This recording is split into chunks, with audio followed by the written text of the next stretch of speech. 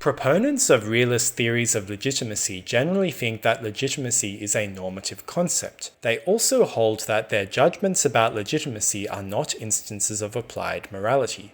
But if so, how do their judgments about legitimacy acquire normative force?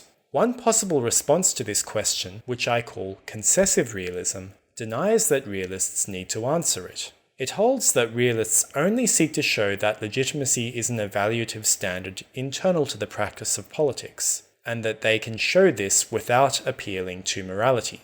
Concessive realism allows that the desirability of political legitimacy may have ultimate roots in morality.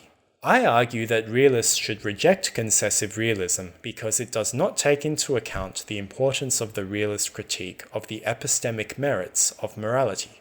A second possible response to this question, which I call naturalist realism, tries to answer it by claiming that the practice of politics is the only way for human beings to satisfy their basic needs.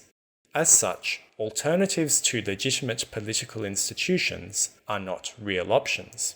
Although naturalist realism points us in the right direction, I argue that it overlooks the fact that some people's basic needs can be satisfied without legitimate political institutions. For example, illegitimate regimes typically benefit their corrupt rulers at the expense of others.